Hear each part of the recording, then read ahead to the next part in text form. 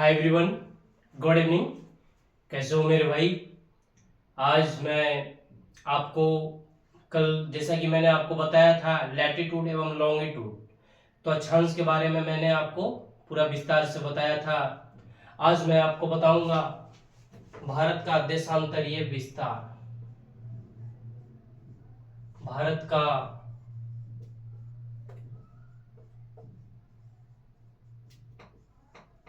देशांतरीय विस्तार। आज मैं आपको बताऊंगा कि जो भारत में टाइम जोन है, कई सारे देश में जैसे रसिया में वहां पे एक से अधिक टाइम जोन है और बहुत यूएस में एक से अधिक टाइम जोन है, लेकिन देखा जाए तो भारत में सिर्फ एक ही टाइम जोन है, मानक समय। तो आखिर ये भारत में मानक समय कैसे तय होता है और क्यों होता है? तो सबसे पहले मैं आपको एक पृथ्वी का चित्र पाड़ता हूं। उतना तो मैं अपना गोल नहीं बना पाता हूं। तो मेरे भाई ये पृथ्वी है और ये देशांतर रेखा, आपको कल जैसा कि मैंने बताया था कि अक्षांश जो होता है ऐसे होता है और ये देशांतर ऐसे होता है। ये हॉरिजॉन्टल होता है, ये वर्टिकल होता है। तो जो देशांतर है मेरे भाई, वो क्या, ऊपर को क्या बोलते हैं? नॉर्थ पोल, और नीचे का बोलते हैं साउथ पोल। अब जो मेरे भाई देशांतर है, वो नॉर्थ पोल और साउथ पोल को क्या करता है? मिलाता है। एक बिंदु से दूसरे बिंदु को देशांतर क्या करता है? मिलाता है।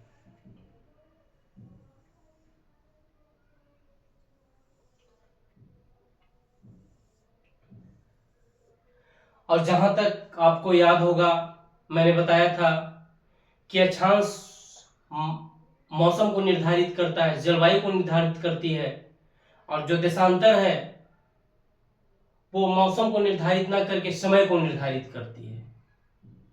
मैंने कल ये भी बताया था कि 82.5 डिग्री देशांतर रेखाएं भारत को मानक समय माना गया है।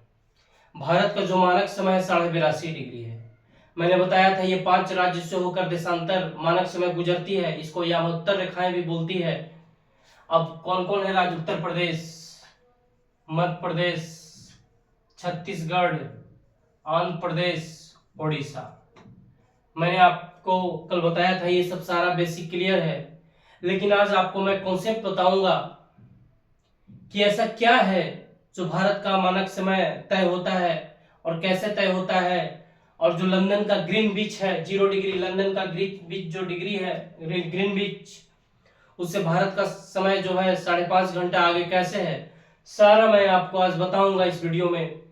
तो सबसे पहले मेरे भाई, ये जो पृथ्वी है, ये जो देशांतर बीचों बीच खींची गई है, पृथ्वी को 2 भागों में बांटती है, एक पूर्वी और एक पश्चिमी। अब आपको बताऊंगा डिटेल में कि जहां तक ये पूरब की पृथ्वी जो है, एक पृथ्वी, सबसे पहले मैं आपको बताता हूं पृथ्वी में 2 क्रिया होती है, एक होती है रोटेशन, एक होती है रिवॉल्यूशन। रोटेशन और रिवॉल्यूशन में क्या अंतर है, तो आपको ग्लोब के माध्यम से बताता हूं मैं।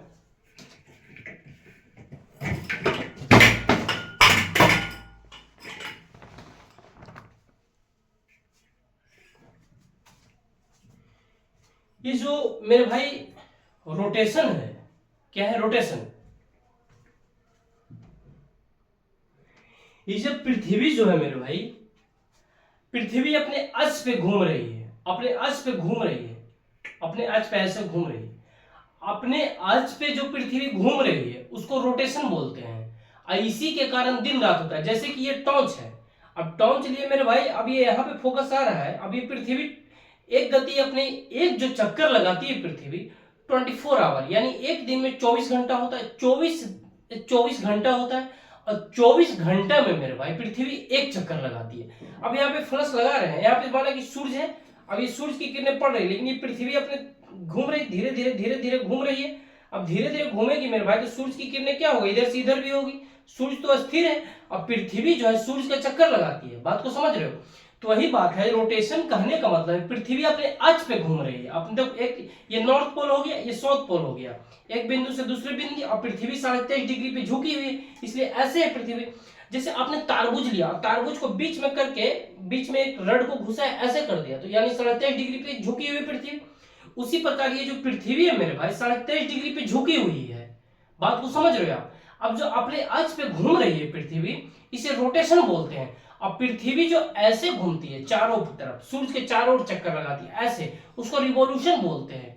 यानी पृथ्वी जब सूर्य के चारों ओर चक्कर लगाती है तो ये मौसम परिवर्तन होता है, और जब अपने धुरी पे घूमती है तो इसके कारण दिन और रात होती है। बात को समझ रहे हैं आप? आपको बताया मैं, ये बेसिक कॉन्सेप्ट से बताया, तो चलो इतना ही है। तब मेरे भाई रोटेशन और रिवॉल्यूशन आपको बता दिया। तो पृथ्वी जो है पश्चिम से पूरब घूमती है। अब पृथ्वी जैसा कि मैंने आपको बताया पश्चिम से पूरब घूमती है। अब पूरब की ओर क्या होता है, समय बढ़ता है। क्या होता है? बढ़ता है। अभी कैसे बढ़ता है मैं आपको अभी बताता हूं। और जो पश्चिम की ओर समय है वो घटता है। तो आखिर कुछ तो कॉन्सेप्ट होगा कि पूरब की ओर जाने पे समय बढ़ता है और ये पश्चिम की ओर आने पे समय घटता है। बात को समझ रहे हो? तो आपको मैं एक बेसिक कॉन्सेप्ट बताता हूं, अभी देख लेता हूं बोर्ड दिख रहा है या नहीं दिख रहा है। तो मेरे भाई क्या है, पृथ्वी एक चक्कर लगाती है टोटल 24 घंटा में। क्या लगाती है? 24 घंटा में। तो 24 घंटा में मेरे भाई एक चक्कर लगाती है, तो ये 360 डिग्री, एक जो ये जो चक्कर लगाती है मेरे भाई ये 360 है। आपने बताया 90 90 दूनी 180, और ये 90 चौको 360, यानी 360 डिग्री का एक सर्किल होता है। तो मेरे भाई ये क्या है, पृथ्वी जो चक्कर, सॉरी, ये जो पृथ्वी चक्कर लगा रही है, तो एक 360 का ही लगा रही है ना, पूरा गोल है। ये तो माना गया है पृथ्वी 23.5 डिग्री, अभी फिलहाल इसको गोल मानो, 360 डिग्री पर चक्कर लगा रहा है पृथ्वी। अब मेरे भाई जब 360 डिग्री पे पृथ्वी चक्कर लगा रही है, तो 24 घंटा बराबर 360 डिग्री होता है। तो एक घंटा बराबर निकालते हैं हम 360 बटा 24। देखो भाई मेरा मैथ उतना अच्छा है नहीं, पहले नहीं अच्छा था, मतलब पहले अच्छा था लेकिन अब प्रैक्टिस छोड़ दिया, तो मैथ अभी उतना अच्छा है नहीं। अब 24 में 360 से भागा देंगे तो कितना होगा मेरे भाई, देख लेते हैं अभी आपको। हाँ,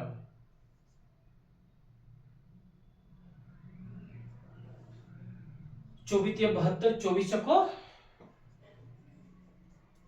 96 हो गया, 24 25। अभी दे यार, मेरा मैथ सच में बहुत कमजोर है। 112, यानी यानी एक घंटा में कितना घूमता है मेरे भाई, 15 डिग्री। यानी एक घंटा में जो पृथ्वी है मेरे भाई 15 देशांतर का चक्कर लगाती है। जैसे कि अभी आपको बताया, ये जो देशांतर है, अभी थोड़ा सा मिटा देता हूं इसको।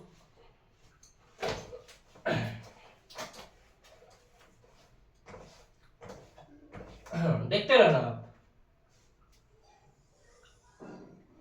जो पृथ्वी है मेरे भाई ये देशांतर खींचा हुआ है, खींचा हुआ है ना देशांतर।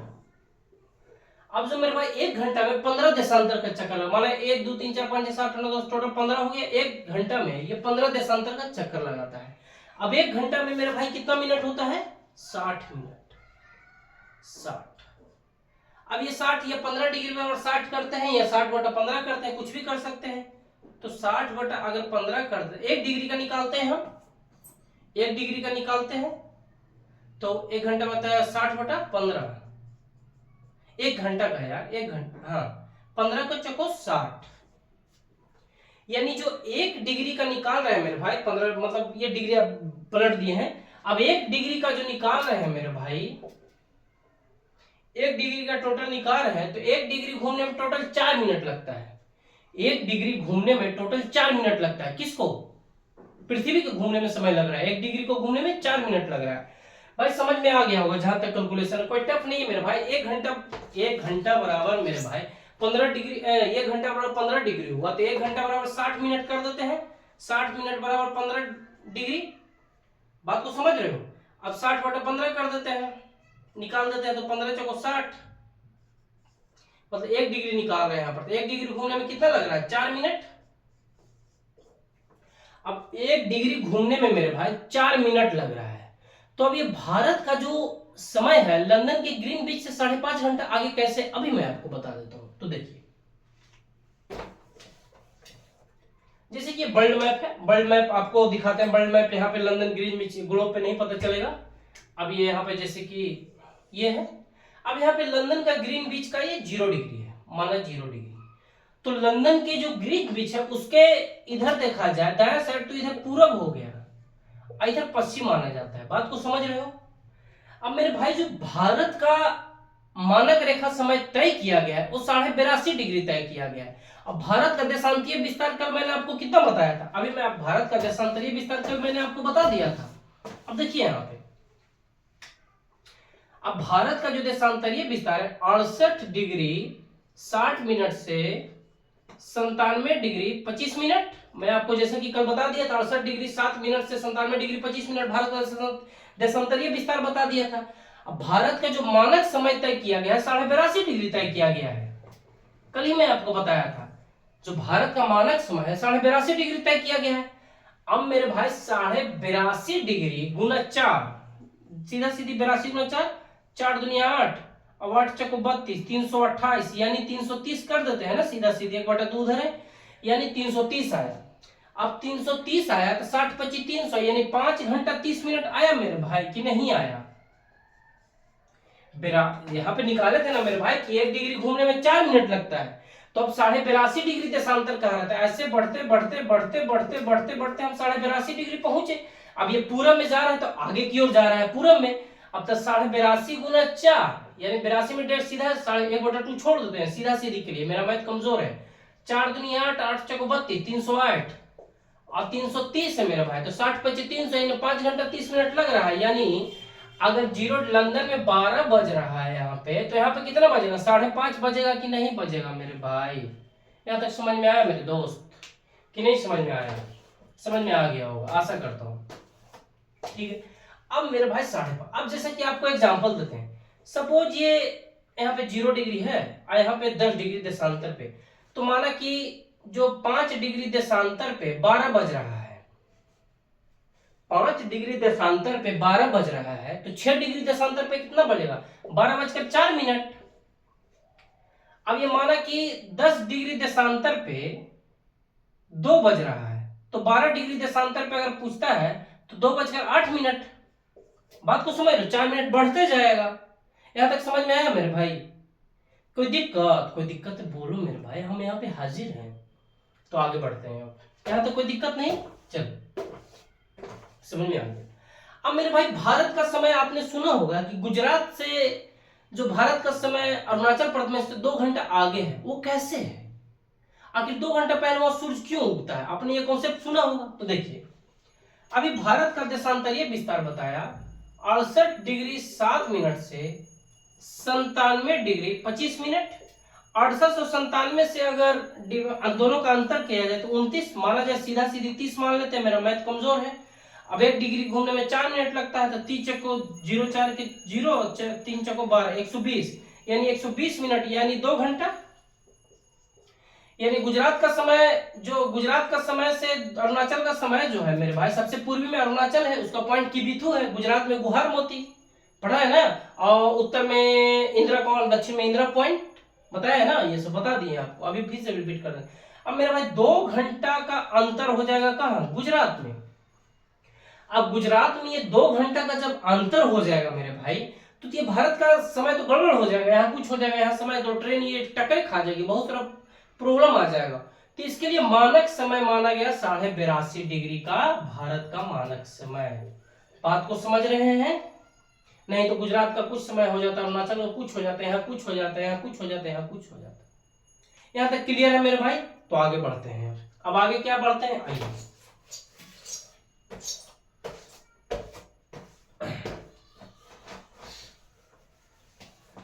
भाई मेहनत तो करना पड़ेगा मेरे दोस्त, चाहे हंस के करो चाहे रोकर करो भाई। आपको क्लास समझ में आया मेरे भाई? कोई दिक्कत नहीं समझ में आया तो बता सकते हैं हमको।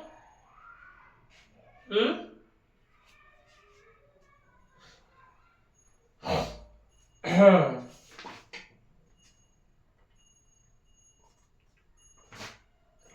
अब जैसे कि आप यहाँ पे भारत देख रहे हैं, तो ये वर्ल्ड मैप में पता चलेगा, यहाँ पे नहीं पता चलेगा, आप वर्ल्ड मैप खोले हुए होंगे जैसे कि जो विश्व का मानचित्र है मेरे भाई, विश्व का मानचित्र में देख रहे होंगे आप, बहुत सारे खाड़ी हैं। तो सबसे पहले आपके दिमाग में आया हो खाड़ी किसे कहते हैं, खाड़ी किसे कहते हैं।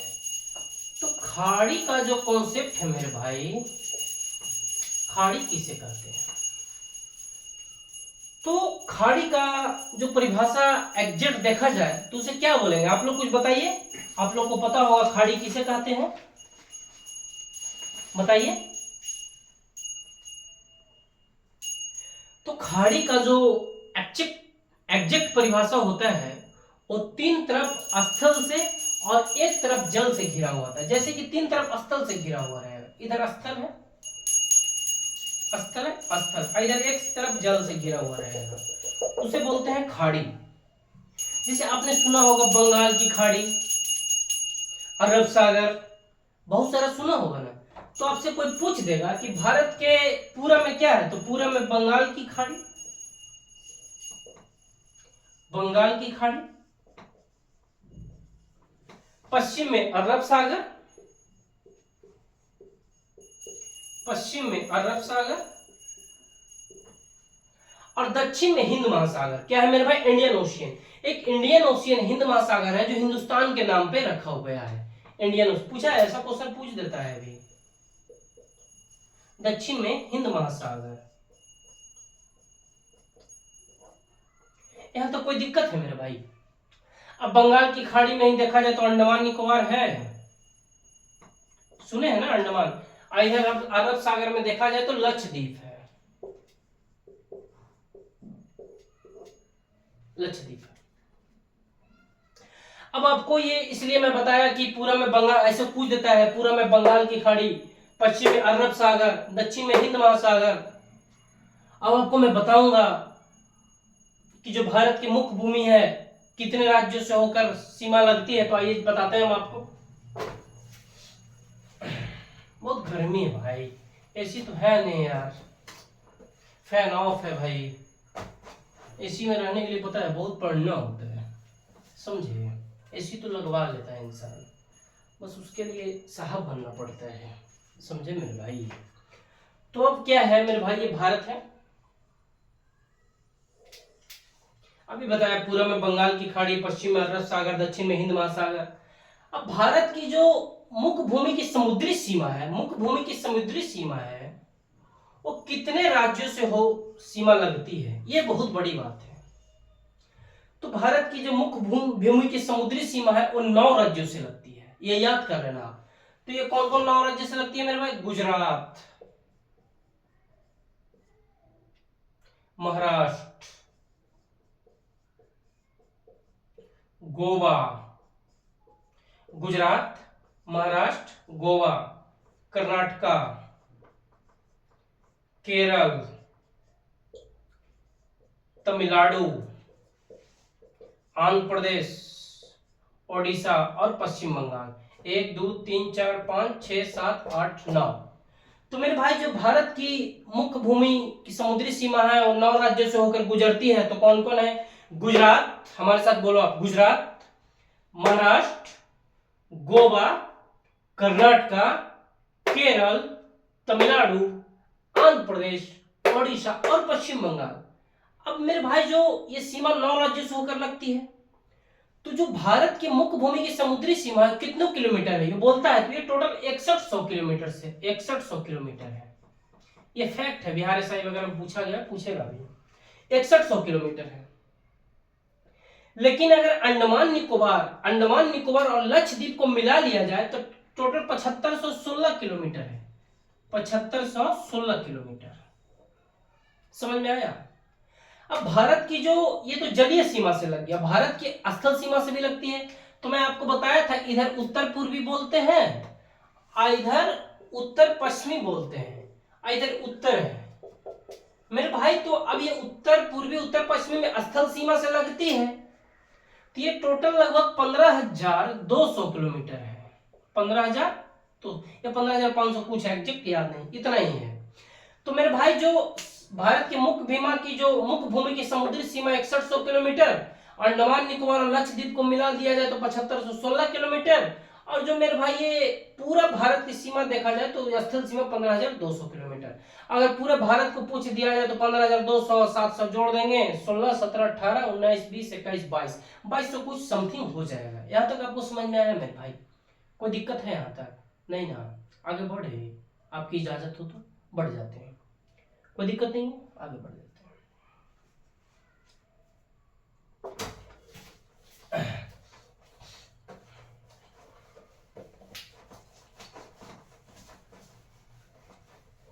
मुक्त भूमि हो गया मेरे भाई, खाड़ी हो गया, भारत के भूमि। हाँ, अब गुजरात में दो खाड़ी है, एक कच्छ की खाड़ी है, एक खंबात की खाड़ी है। आपने जान लेना कि कच्छ और कुछ है वहीं पे, कच्छ की खाड़ी खंबात की खाड़ी पढ़ लेना आपको, कोई दिक्कत?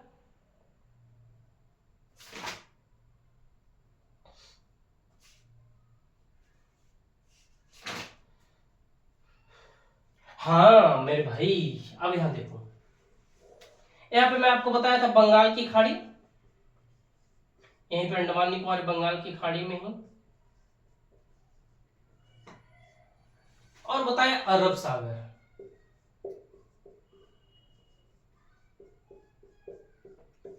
अब टोटल सीमा मैंने आपको बता दिया कि समुद्री सीमा से 9 राज्य लगती है, गुजरात, महाराष्ट्र, गोवा, कर्नाटका, गुजरात, महाराष्ट्र, गोवा, कर्नाटका, केरल, तमिलनाडु, आंध्र प्रदेश, ओडिशा, पश्चिम, सब एग्जैक्ट लोकेशन में बता रहा हूं भाई। 9 राज्य से क्या लगती है? समुद्री सीमा लगती है। अब ऐसा भी क्वेश्चन पूछ सकता है कि बंगाल की खाड़ी से भारत कितने राज्यों, बंगाल की खाड़ी भारत के कितने राज्यों से सीमा साझा करती है?